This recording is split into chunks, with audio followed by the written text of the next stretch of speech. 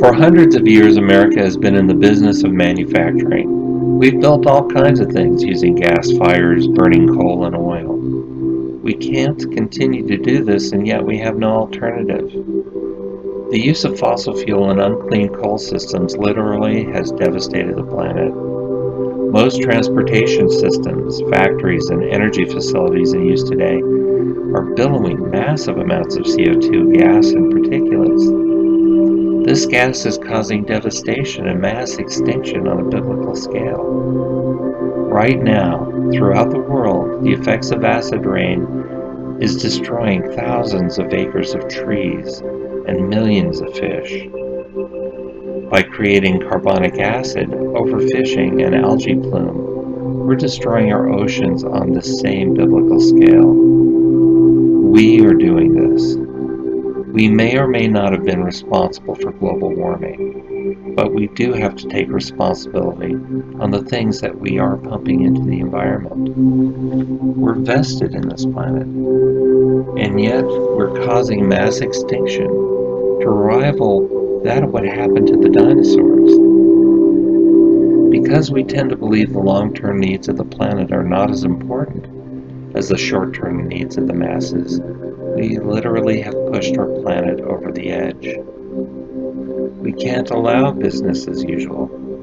At this rate, our grandchildren will never know shellfish, because carbonic acid melts the shellfish shells and kills their fry. Because of fertilizer runoff, we've created thousands of dead zones in the ocean. These are places where no sea life can live. Some dead zones are as large as a small state. There's enough plastic in landfills and in our oceans that we could remake plastic bottles and parts over and over again over the next decade.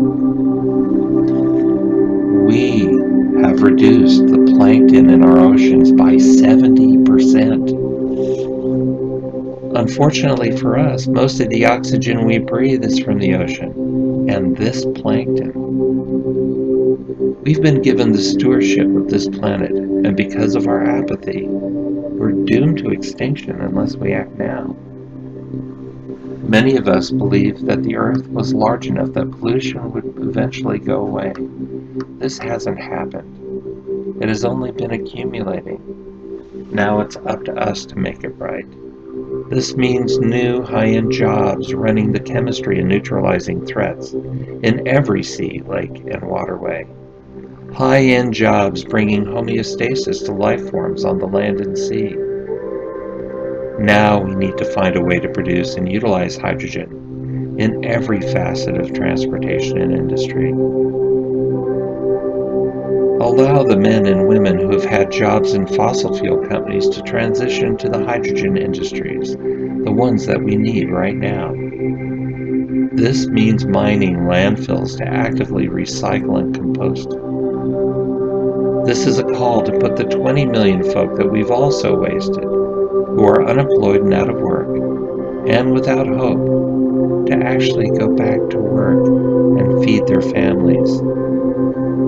Because this is our world, you and I are responsible for the well-being of each other and the well-being of this planet. We need to move to a hydrogen economy immediately, not because we want to and it might be convenient, but because we have to. If we don't, we'll all die. It's that important.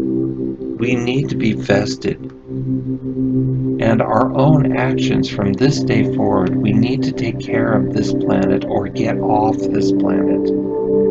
We can't continue as we have been. This is a new day. I believe in redemption. I believe that if we put all our minds together, we can overcome all of these problems.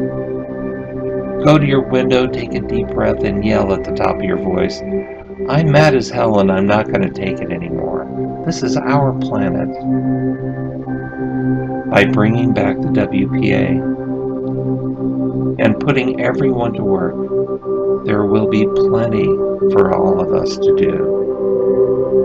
Everyone is important. The planet is important.